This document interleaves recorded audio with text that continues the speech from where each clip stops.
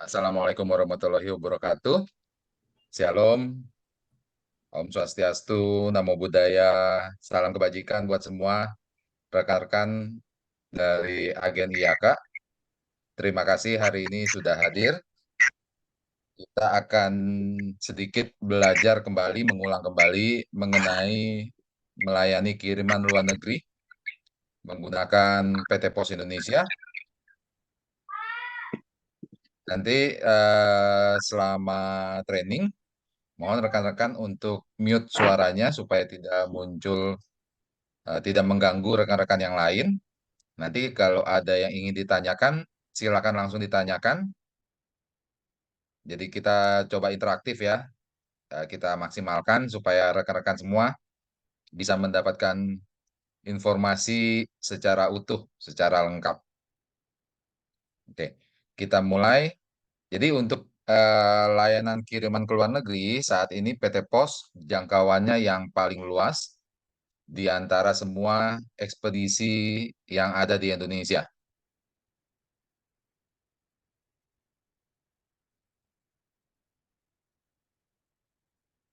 Saya coba share dulu untuk sejarahnya kiriman ke luar negeri dari PT Pos Indonesia.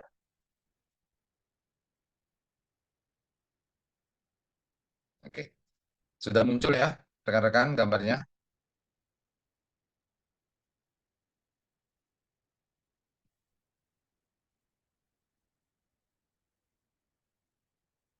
Ya. Nah, hari ini kita akan belajar sedikit mengenai kiriman luar negeri dari PT Pos Indonesia.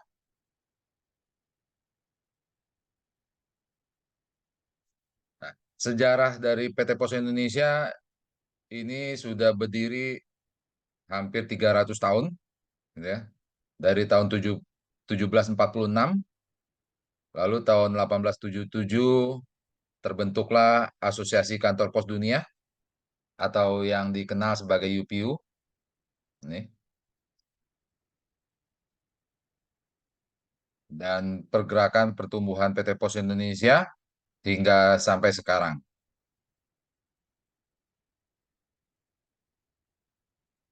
Nah, sedikit gambaran bahwa di seluruh dunia setiap negara itu memiliki PT Posnya sendiri-sendiri. Misalkan di Singapura ada PT Pos Singapura, di Malaysia ada PT Pos Malaysia, di Brunei ada PT Pos Brunei, dan seterusnya. Jadi, seluruh PT Pos di masing-masing negara ini tergabung dalam sebuah perkumpulan atau sebuah wadah yang bernama UPU, Universal Postal Union, atau Asosiasi Kantor Pos Dunia. Ini dengan anggota lebih dari 200 negara. Gitu. Nah,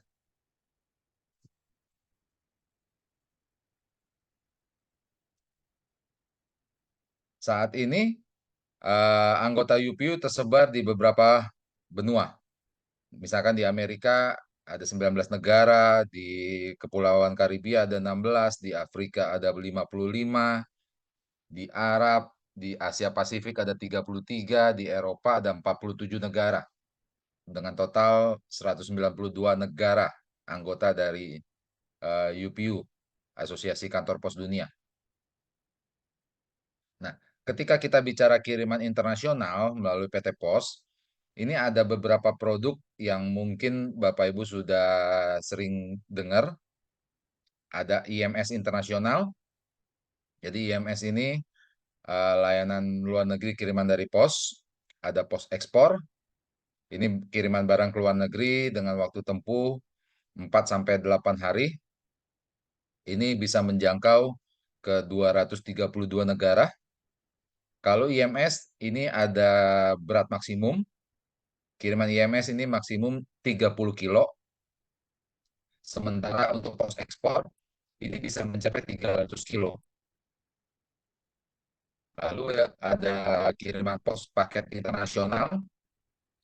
Ini kiriman dengan berat 30 kilo juga sama seperti IMS, tapi waktu tempuhnya sedikit lebih lama dari IMS. Lalu ada push register. Ini untuk kiriman yang enteng ya, kiriman yang tidak terlalu berat.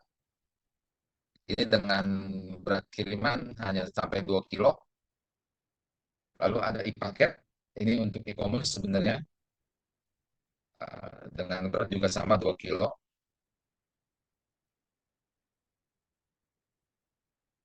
Lalu kita lihat di gambar, nih Bapak Ibu, kita bagi beberapa produk kiriman luar negerinya PT Pos. Yang pertama tadi IMS, ini dengan waktu tempuh 3 sampai 5 hari untuk kiriman IMS. 3 sampai 5 hari, beratnya 30 kilo. Lalu untuk pos ekspor, ini bisa sampai 300 kilo dengan waktu tempuh kiriman 4 sampai 8 hari. Lalu register dan e-paket, ini waktu tempuhnya 6 sampai 10 hari dengan berat maksimal 2 kilo. Lalu ada paket pos cepat internasional, ini dengan waktu tempuh 6 sampai 10 hari dengan berat maksimal ini sampai 30 kilo. Kita lanjut. Saya coba terangkan satu persatu untuk IMS internasional. Ini adalah layanan pengiriman dokumen dan barang. Waktu tempuhnya 3 sampai 5 hari. Jangkauan negaranya ini 232 negara tujuan. Biasanya IMS ini menggunakan channel UPU tadi, United Postal Union. Tingkat berat kiriman IMS ini sampai 30 kilo, tarif kompetitif, dan ada jaminan ganti rugi sama pelacakan kalau untuk IMS. Biasanya barcode IMS ini depannya awalannya EE, sekian, sekian, sekian, lalu belakangnya ID. Nah, form yang dibutuhkan ini nanti ada IMS 5. Nah, ini seperti ini, form IMS. Kalau kita lihat, dia kode resinya itu EE sekian-sekian ID. Nah, untuk pengisian form IMS M5, ini semua kolom diusahakan untuk diisi ya, teman-teman. Semua kolom diisi, dari data pengirim, data penerima, nomor teleponnya semua. Lalu di bagian yang warna hijau, ini didetailkan isi kirimannya. Misalkan dalam satu koli kirimannya ada beberapa item. Ini harus didetail.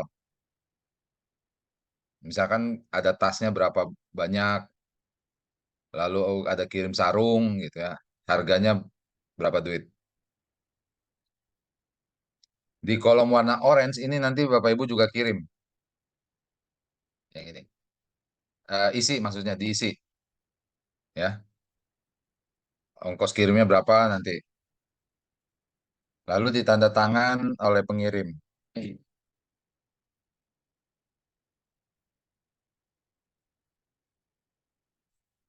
Kalau ada yang mau ditanya silakan ya, rekan-rekan. Ini contoh pengisian IMS internasional. Lembar IMS ini terdiri dari beberapa rangkap, ada 5 rangkap. Ya, kalau kita perhatikan nih, ada 5 rangkap. Di setiap lembarnya itu ada keterangannya untuk siapa aja.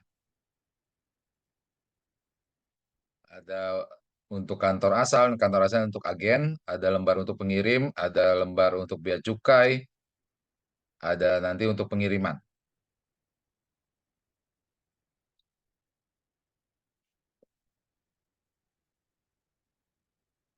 Lalu yang berikutnya adalah post registered. Post registered ini adalah pos tercatat. Ini layanan pengiriman dokumen dan barang, tapi dengan berat hanya sampai 2 kilo. Waktu tempuh kirimannya 6 sampai 10 hari. Untuk negara yang terjangkau ada 212 negara.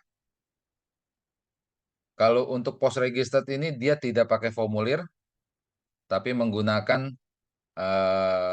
stiker ya, menggunakan stiker, kode depannya tuh RR stikernya. Lalu berikutnya adalah pos ekspor. Pos ekspor ini untuk pengiriman ke luar negeri, baik UMKM maupun biasa, waktu tempuh kirimannya 4 sampai 8 hari. Pos ekspor ini menjangkau 232 negara tujuan. Berat pos ekspor ini 30 sampai 300 kilo. Untuk pos ekspor ada formulir sama IMS. Biasanya kode resinya ini kodenya CC. Nah, untuk layanan pos ekspor ada beberapa, sebenarnya bukan cuma pos ekspor, tapi seluruh layanan kiriman ke luar negeri ini nanti ada butuh beberapa dokumen tambahan, misalkan fumigasi, karantina, dan lain sebagainya. Ini contoh formulir untuk pos ekspor. Sama seperti yang IMS ya sebenarnya Bapak Ibu. Ini harus diisi semua secara lengkap. Data pengirim, data ini mungkin ke blok ini ketutup. Tuh.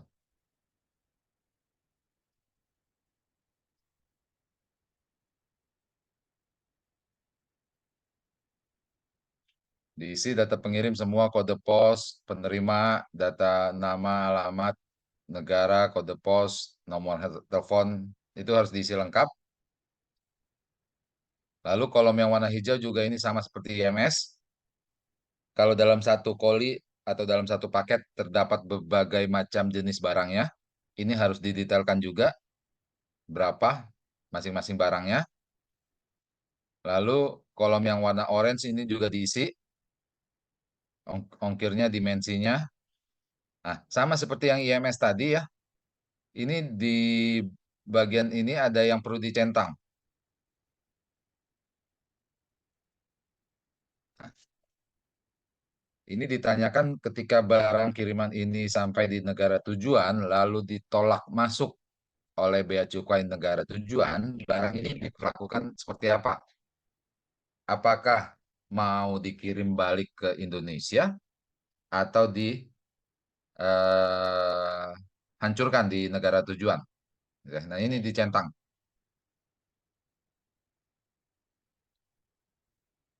Nanti kalau dikirim balik ke Indonesia, otomatis akan ada bea kirim balik, biaya kirim balik ya.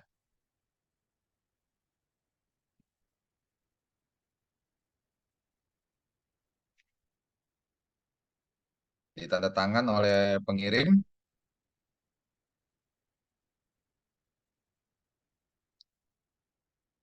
dari Asra Patrian. Untuk isi detail kiriman harus bahasa Inggris ya. Diusahakan ya, pengisiannya dalam bahasa.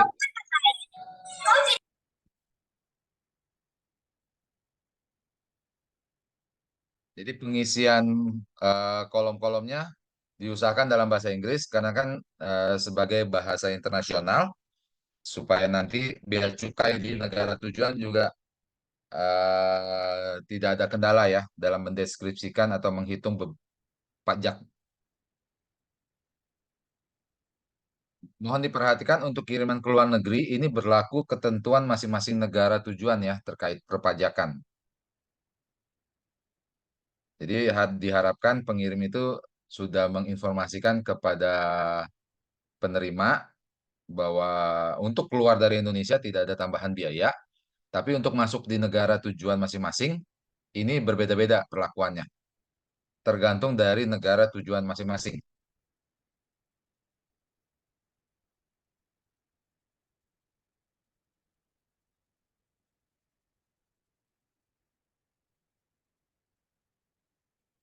Seperti form IMS, form untuk pos ekspor ini juga terdiri dari beberapa rangkap, ya. Nanti bisa diperhatikan masing-masing halamannya ini untuk siapa aja. Ada untuk pengirim, ada untuk bea cukai, ada untuk agen misalkan. Disesuaikan masing-masing halamannya.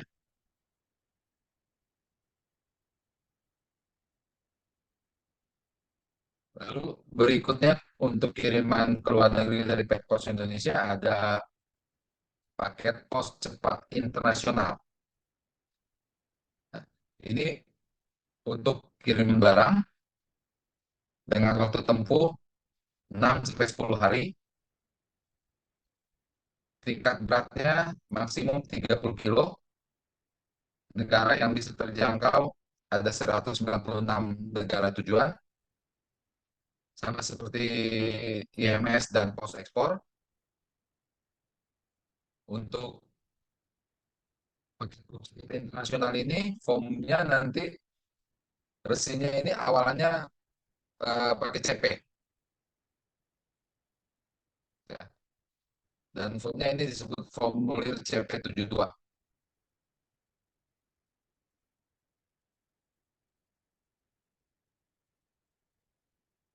Nah, selain paket pos cepat internasional, ada juga paket pos biasa internasional. Nah, mungkin yang ini kita tidak munculkan karena fee-nya kecil. Formnya sama, pakai CP72. Nah, ini contoh form CP72. Jadi nanti pastikan untuk kiriman nasional, formulir-formulir ini semua agen sudah memiliki ya, Bapak Ibu. Tinggal dilihat ini internasional parcel post atau paket pos internasional atau IMS atau pos ekspor ya. Untuk pengisiannya kurang lebih hampir sama. Data pengirim, data penerimanya harus lengkap, nomor telepon, handphone semua.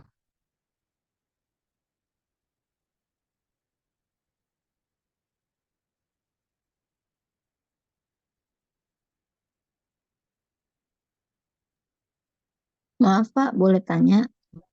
Boleh silakan. Untuk yang tadi yang kan Bapak bilang kalau untuk biayanya itu yang dari Indonesia sudah bayar lagi. Tapi kalau masuk ke tiap negara ya ada biaya lagi kan. Nah, itu Ya, sudah tercover belum Pak dalam biaya oh, ongkir yang dibebankan ke customer atau nanti ada tambahan biaya lagi? Itu gimana? nah, Makasih Pak. untuk biayanya itu sebenarnya bukan biaya ongkir, Bu. Jadi lebih ke biaya impor di masing-masing negara. Kita tidak bisa masukkan di Indonesia karena nanti negara tujuan kan beda-beda regulasinya. Misalkan ketentuan impor contoh seperti di Indonesia, kalau saya nggak salah sekarang ini barang di atas $100 ya sudah harus kena pajak impor di Indonesia. Nah nanti di luar negeri, di Singapura, di Malaysia atau di Brunei kan beda-beda ketentuan impornya. Berapa ketentuan dari masing-masing negara itu, harga barang yang terkena pajak impor berbeda-beda. Jadi nggak bisa kita tentukan di sini nih, Bu. Berarti nanti itu menjadi tanggung jawab penerima ya Pak? Betul. Mhm.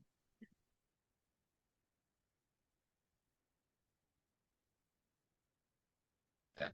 Jadi pajak impor di masing-masing negara itu tergantung dari negara tujuan masing-masing, tergantung regulasi dari negara tujuan masing-masing juga.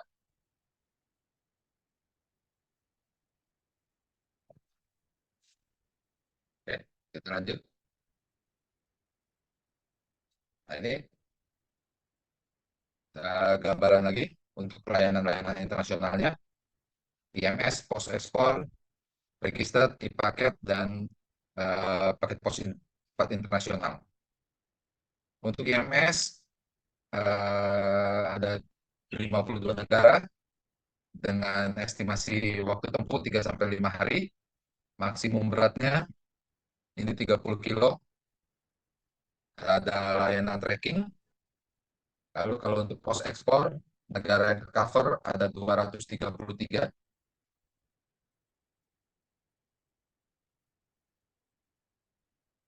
dengan waktu tempuh 4 sampai 8 hari. Lalu untuk beratnya pos ekspor ini bisa mencapai 300 kilo. Lalu tersedia juga lacak untuk pos internasional tercatat register.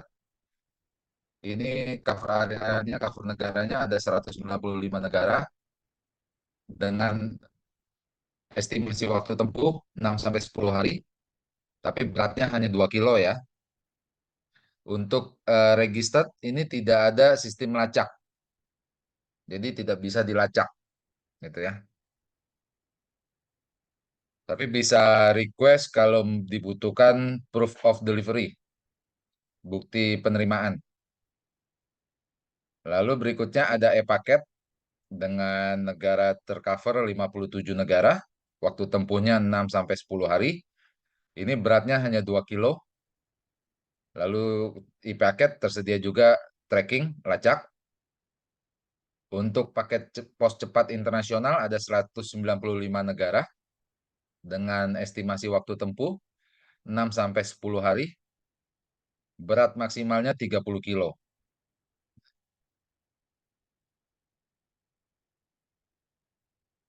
Nah, syarat ketentuan kiriman internasional yang pertama memenuhi regulasi ekspor dari Indonesia, yaitu barang-barang yang diekspor itu adalah barang yang memang tidak dilarang untuk diekspor.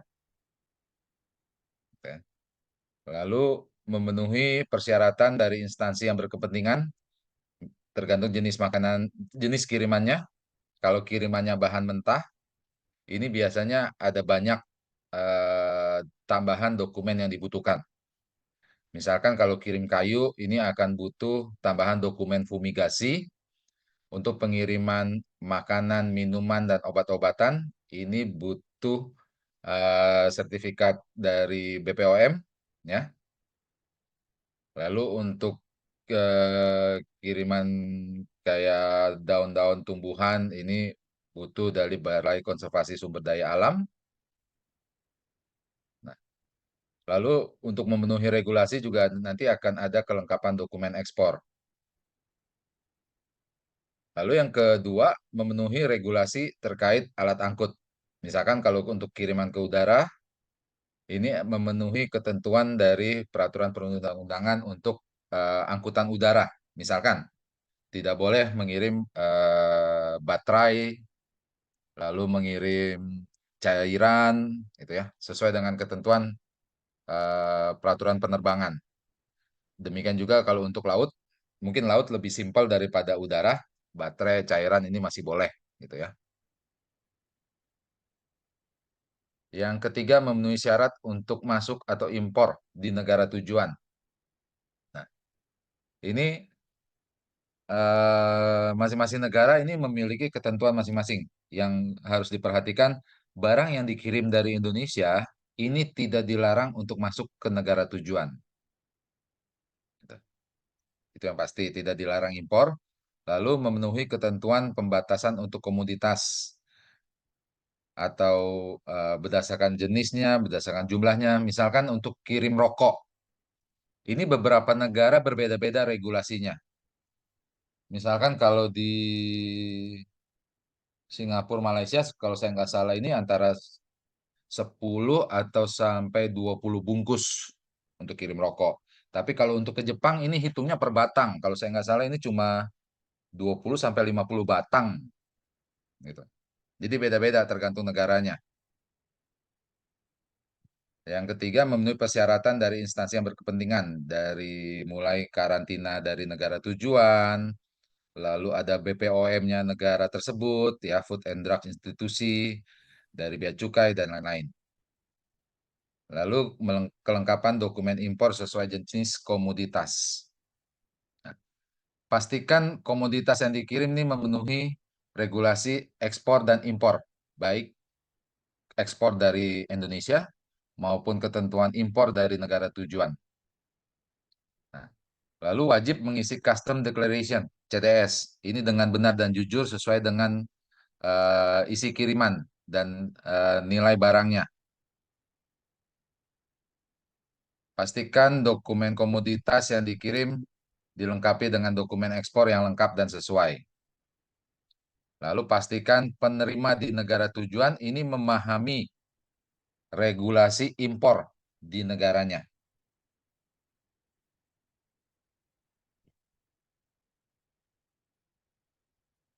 Nah, setiap untuk kiriman ke luar negeri, ini wajib menyertakan HS Code. Beberapa larangan dan pembatasan kiriman. Jadi, untuk kiriman ke luar negeri ini, ada barang-barang yang memang dilarang. baik untuk keluar maupun untuk masuk. Keluar dari Indonesia dilarang, masuk ke negara tujuan juga dilarang. Tapi ada beberapa barang yang terbatas, restricted. Jadi boleh keluar dengan jumlah tertentu atau boleh masuk di negara tujuan dengan jumlah tertentu. Gitu ya. Biasanya ini akan dilengkapi dengan dokumen pendukung atau dokumen pelengkap atau izin dari instansi berwenang. Nah, tadi ini untuk HS code. Jadi setiap kiriman ke luar negeri ini harus dilengkapi dengan HS code. HS code ini adalah harmonized system. Jadi ada eh, satu daftar atau list untuk menggolongkan barang secara sistematis dengan tujuan untuk memudahkan penarifan, untuk transaksi perdagangan, untuk pengangkutan, statistik, dan lain sebagainya. Nah, saat ini HS Code Indonesia ini eh, ada di dalam buku tarif kepabeanan Indonesia tahun 2022. Nanti teman-teman ketika membuat CDS ini akan menemui yang namanya HS Code. Nah, contoh, misalkan Apple, ya. Apel ini adalah diambil dari buah-buahan, ya. Buah-buahan dengan kode angka depannya nih. Jadi 6 digit di depan ini 222. 6 digit di depan ini adalah kode internasionalnya. Misalkan 08 yang pertama ini adalah untuk buah-buahan dan biji-bijian. Lalu 08 yang kedua ini penggolongannya lebih detail lagi untuk apel, pir, yang fresh, ya. Lalu angka 10 yang ketiga ini lebih detail lagi, jadi lebih spesifik, yaitu apel. Nah, untuk yang 6 digit di belakangnya ini kode dari negara, dari Indonesia. Nanti kalau teman-teman mau lebih paham bisa buka webnya, ini ada webnya beacukai.go.id arsip BTKI. Nah, ketika kita memilih HS code, ini juga harus pinter-pinter nih teman-teman. Ada beberapa ketentuan yang sebenarnya dalam tanda kutip bisa tricky. Misalkan, kalau kita kirim berupa kayu gitu ya, kayu non olahan atau gelondongan.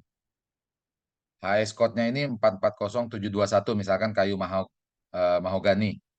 Nanti dokumen yang dibutuhkan ini ada banyak. Ada custom declaration, CTS gitu ya. Lalu ada commercial invoice. Commercial invoice ini adalah bukti pembelian, gitu ya.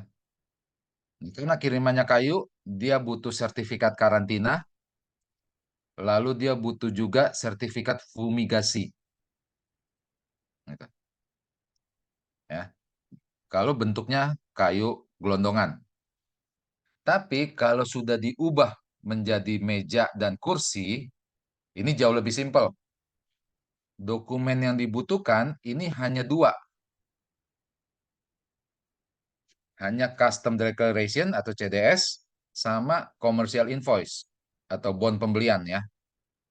Jadi nggak perlu lagi pakai sertifikat karantina, nggak perlu lagi pakai sertifikat fumigasi. Kenapa? Karena kayunya sudah diolah. Jadi sudah tidak butuh lagi sertifikat karantina dan sertifikat fumigasi. Lalu contoh kedua, kita kirim kulit ular.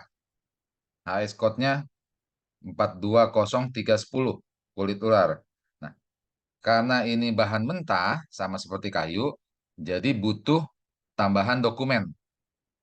Ada CDS pasti, sama commercial invoice, lalu butuh sertifikat karantina, gitu ya. Karena eh, kulit dari binatang. Tapi kalau kulit ularnya sudah jadi dompet, ya dengan HS code 420232, ini dokumen yang dibutuhkannya lebih simpel.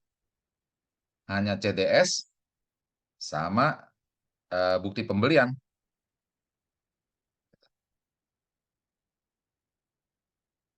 Jadi ketika milih HS code, ini teman-teman juga nggak usah dicantumkan kulit ularnya, jadi cukup dompet kulit misalkan.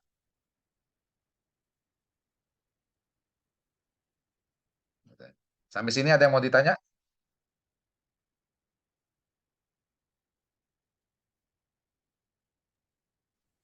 Pak, Jadi mau tanya, ya, seandainya nah, customernya tidak mau melengkapi seperti tadi tuh Pak, dokumen-dokumen pendukung, berarti kita nggak bisa berangkatkan kan Kak? Pak, nggak bisa.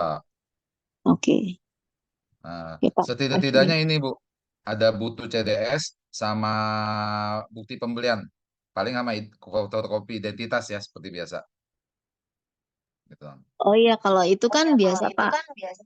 Nah, Karena kita pernah terima customer, tapi dia nah. untuk urus kayak izin kayak fumigasi, artinya dia nggak mau. Dia mintanya kita yang ngurus. Saya nggak mau juga kan. Jadi dia Seben- dia, Sebenarnya dia ini bisa jadi proyek buat Ibu. oh gitu ya Pak. Iya, karena biasanya bea cukai dan balai karantina itu posisinya nggak jauh sama kantor pos, gitu. Kayak misalkan di Jakarta ini kantor bea cukai, lalu balai karantina nih adanya di kantor pos Pasar Baru, gitu. Oh, berarti dia satu building gitu ya Pak? Nggak perlu Biasanya, beda-beda building ya? ya.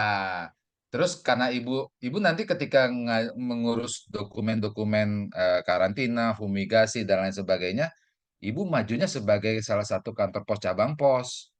Kan ibu sebagai boleh dibilang teman-teman ini semuanya sudah bukan lagi disebut agen, tapi sudah menjadi selevelnya kantor pos cabang nih, gitu. Jadi maju ngurusnya sebagai kantor pos cabang. Sebenarnya ngurusnya nggak lama dan nggak ribet. Bawa aja salah sampelnya, misalnya kirim kayu. Kemarin itu ada ada satu agen dia terima sam, kiriman kayu gelondongan contoh gitu ya, untuk dikirim ke mana kemarin saya lupa. Akhirnya saya suruh ngurus ke kantor pos Pasar Baru karena posisinya di Jakarta, ke balai karantina, itu ngurusnya cuma berapa puluh ribu doang. Gitu. Dan prosesnya juga nggak lama, cuma 1 sampai 2 jam.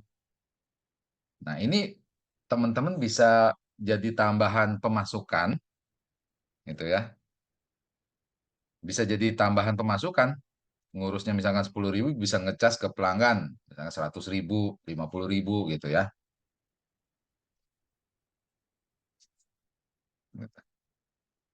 Ya Pak, Ada makasih lagi Pak yang infonya Pak. siap Bu Anita, tetap semangat. Ada lagi teman-teman. Oke, kita sambil lanjut. Nah, ini adalah kantor pos di setiap wilayah di seluruh Indonesia. Saat ini regional pos terbagi menjadi 6. Regional 1 ini untuk mengcover area Medan dan seluruh Sumatera. Regional 2 ini mengcover Jakarta, Tangerang, Bekasi. Lalu regional 3 ini mencakup Bandung dan Jawa Barat. Regional 4 ini mencakup Semarang dan DIY, Jawa Tengah. Lalu regional 5 ini mencakup area Surabaya dan Indonesia Timur. Lalu regional 6 ini mencakup Makassar dan Kalimantan dan Indonesia Timur. Regional 5 ini Surabaya, Bali gitu ya. Nah, ini sudah presentasinya, kita coba praktek ya, Bapak Ibu ya. Oke, kita coba praktek untuk kiriman ke luar negeri. Nanti ketika ada pelanggan yang datang mau berkirim ke luar negeri, hal pertama yang rekan-rekan lakukan adalah menginformasikan dulu tarif kirimannya. Kita klik yang post MLO, lalu klik post MLO, MLO transaksi, klik tambah.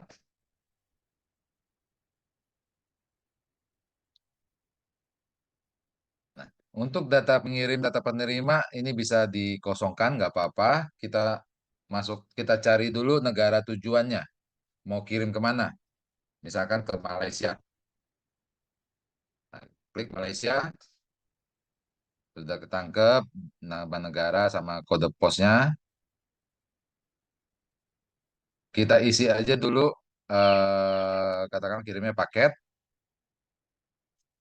Ini boleh isi asal, hanya untuk cek tarif. Misalnya kirimnya 1 kilo gitu ya. Tanpa asuransi dulu dan tanpa dimensi, kita klik cek tarif. Nah, ini muncul pilihannya, Bapak Ibu. Nah, ini diinformasikan kepada pelanggan mau pakai yang mana gitu ya. Mas, Mbak, Pak, Bu, misalkan. Ini untuk kirim ke Malaysia ada IMS. Ini waktu tempuhnya 6 hari. Tarifnya 200.000 sekian gitu ya. Lalu ada paket cepat luar negeri. Pos biasa ini nggak usah ditawarin lah. Kirimannya lama ini lewat laut. Dan fee-nya juga kecil. Paket juga fee-nya kecil. Jadi yang biasa dipakai adalah IMS, lalu paket cepat internasional sama pos ekspor. Biasanya digunakan 3 pilihan ini. IMS, paket cepat luar negeri, sama pos ekspor. Nah, tinggal pelanggan menentukan mau kirimnya lewat apa, gitu ya. Pos ekspor ternyata lebih cepat ke Malaysia, hanya 4 hari, tapi tarifnya hampir 500.000. IMS selisihnya hanya 2 hari, tarifnya setengahnya. Gitu ya. Oke, Bu, saya pakai IMS aja misalkan kan gitu. Ini kita lewatin dulu, berarti pengirim mau kirim IMS. Gitu ya. Langkah yang kedua yang teman-teman lakukan adalah mengisi formulir kiriman luar negerinya. Formulir IMS-nya tadi ya. Formulir IMS-nya diisi, dilengkapi semua data pengirim, data penerima, lalu kiriman isi barangnya, dan lain sebagainya. Ditulis pakai tangan, diusahakan dalam bahasa Inggris, lalu pengisian formulir IMS tidak boleh ada coretan, hurufnya harus jelas terbaca. Ya. Langkah kedua sudah selesai mengisi form IMS. Langkah ketiga, rekan-rekan membuat CDS. CDS kita masuk di webnya booking.postindonesia.co.id. Nah, ini langkah ketiga. Kita ngisi membuat CDS Custom Declaration ya. Nah, ini CDS. Jadi CDS ini disediakan oleh PT Pos, sistemnya akan ngelink langsung ke sistemnya Bea Cukai. Pengisiannya ini kita isi. Pastikan untuk meminta fotokopi identitas dari pengirim, ya bisa pilih NPWP, KTP, paspor untuk pengirimnya WNA atau SIM, misalkan NIK atau KTP. Masukkan nomor KTP-nya,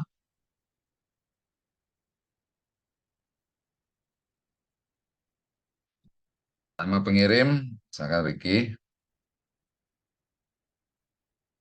nomor telepon,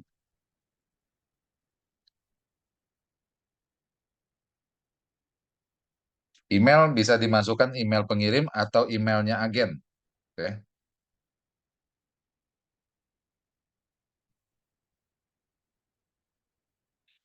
Lalu alamat,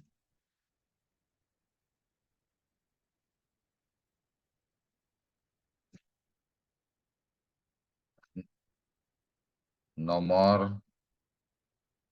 RT RW ya.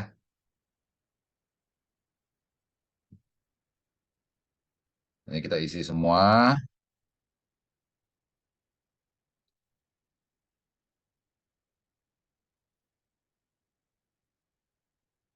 Oke, sudah kode posnya sudah sesuai semua datanya, lalu next. Langkah berikutnya kita isi data penerima. Oke.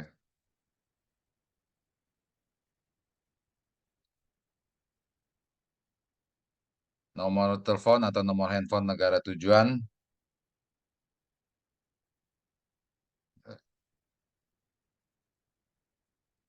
Emailnya boleh diisi email pengirim atau email agen.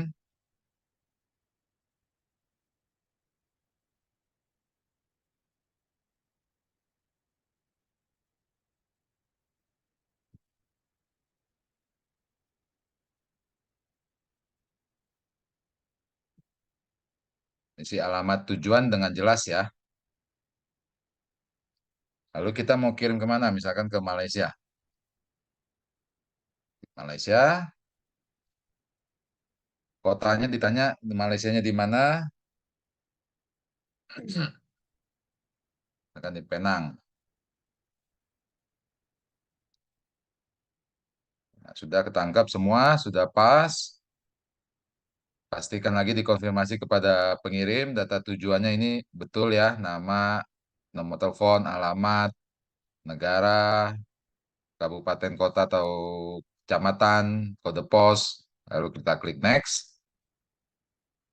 Nah, ini ditanya kepada pengirim, ini kirimannya termasuk kategori apa?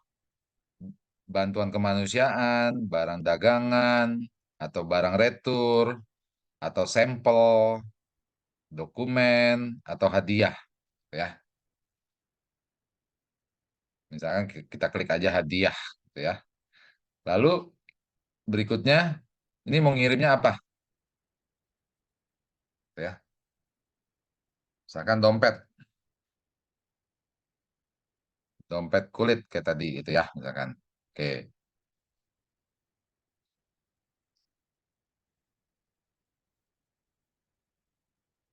boleh bahasa Indonesia atau mau bahasa Inggris lebih bagus gitu ya.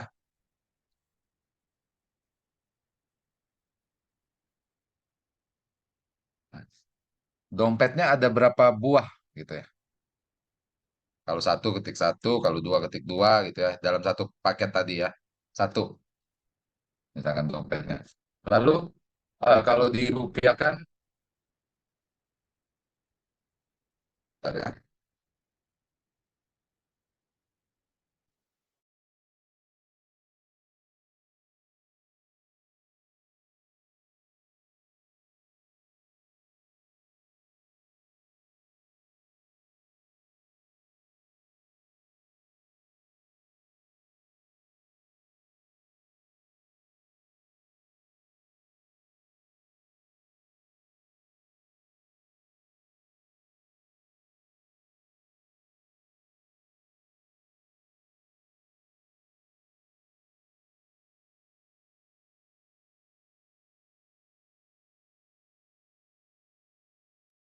Oke. Ditanya kepada pengirim,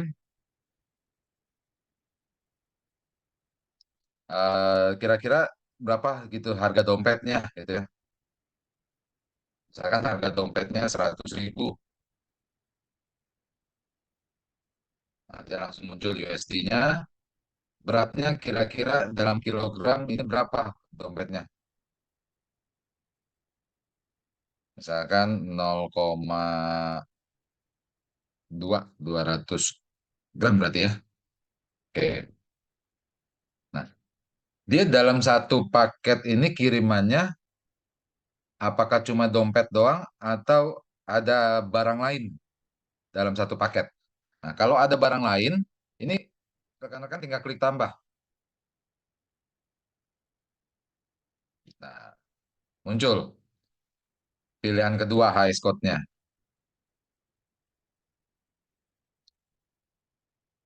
Apa yang dikirimnya?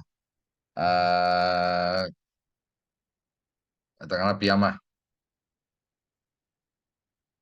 Nah, oke. Piyamanya satu. Harga piyamanya 150.000. Misalnya 75.000. Gitu ya. Nah, sudah. Lalu beratnya 0,3. Gitu ya. Oke, sudah. Jadi dalam satu koli kirimannya ini ada dua jenis barang yang dikirim sama pelanggan. Ya. Nah, kalau sudah, next stepnya ditanya ini apakah kirimannya mau diasuransikan atau tidak. Kalau mau diasuransikan, berarti nanti akan ada biaya asuransi, ini dicentang. Gitu ya.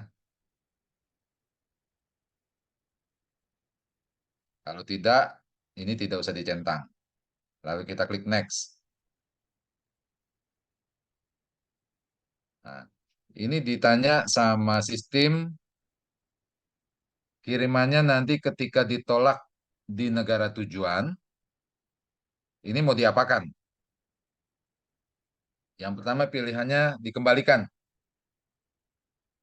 gitu ya. Ketika ditolak di negara tujuan, nanti kiriman akan dikembalikan kepada pengirim. Otomatis nanti akan ada biaya retur, gitu ya. Atau dilepas haknya.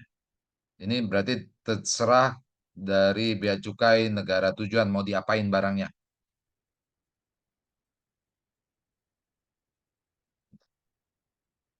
Oke. Ya udah, misalkan ya udah Pak, kalau memang ke reject di negara tujuan, ya udah saya lepas haknya gitu ya. Oke, kita pilih ini. Nah, ini dibaca syarat ketentuannya, sudah dibaca, lalu dicentang, lalu klik next.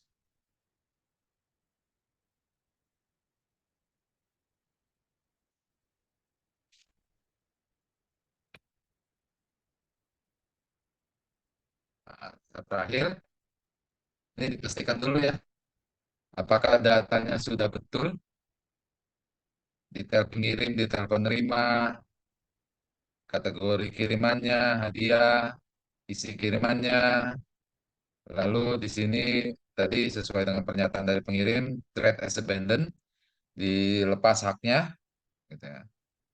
Kalau sudah lengkap, semua data sudah sesuai, masukkan kode CAPTCHA, klik save.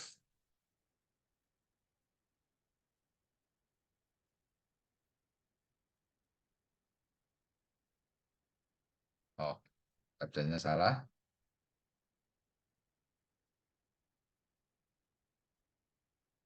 klik save.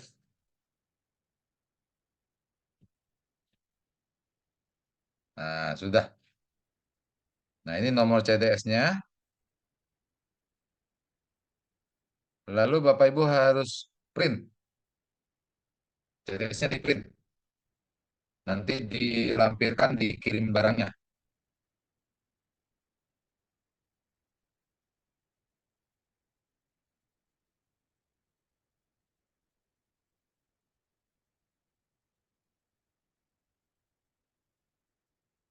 Nah, ini di print ya.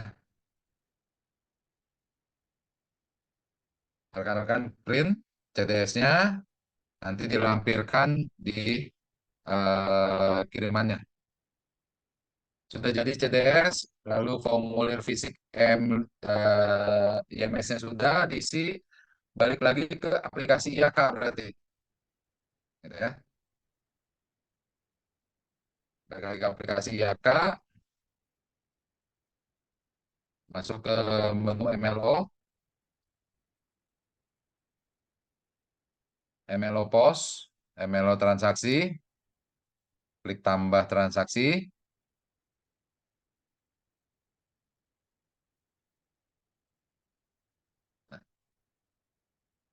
Bapak Ibu tinggal masukkan nomor CDS-nya. Yang tadi di print juga boleh, ini nomor CDS-nya. ya, tanpa spasi. Lalu klik cari. Nah, data pengirim, data penerimanya sudah langsung keambil.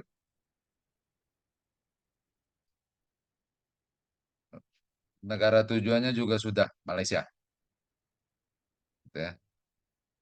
Ininya juga sudah HS code semua, isi kiriman, berat totalnya. Nah, nilai barangnya ini mau diasuransi apa tidak? Kalau tidak, nol gitu ya. Kalau mau diasuransikan tadi 175 tadi, ya. Ini lepas hak pilihannya, cek tarif. Ya. Pilih IMS, gitu ya. Nah, ini pastikan panjang lebar dan tingginya juga sesuai ya. Dicek lagi sama beratnya. Kalau memang ternyata kirimannya bodinya besar gitu ya, ini harus tetap diisi panjang lebar dan tinggi. Nah,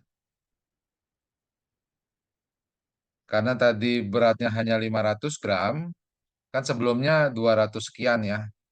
Kita tadi 1 kilo cek tarifnya. Ternyata 500 gram cuma sekian, 175.914. Seperti biasa, pastikan terima uangnya dulu, baru dilanjut proses. Nah, ini diisi dengan formulir IMS yang tadi rekan-rekan isi, gitu ya.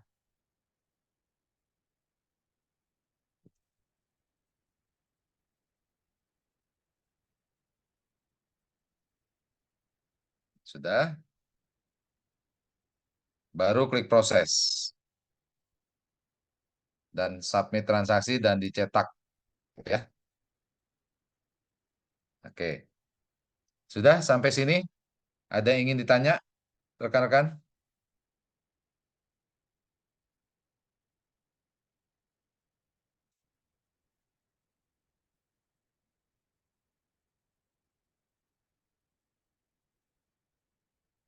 Oke,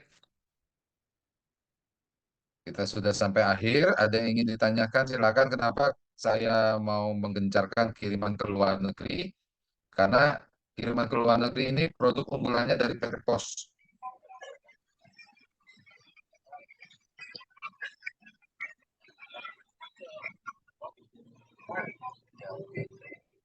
Ekspedisi lain, ekspedisi swasta, cover areanya ada yang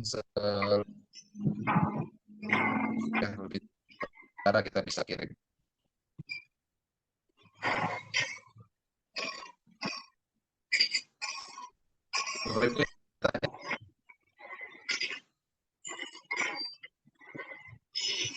Oke, selamat siang semua. Terima kasih sudah hadir di training kita pada hari ini 19 Maret 2024. Semoga transaksi teman-teman semua semakin bertambah. Gitu. Selamat siang. Wassalamualaikum warahmatullahi wabarakatuh. Sukses selalu.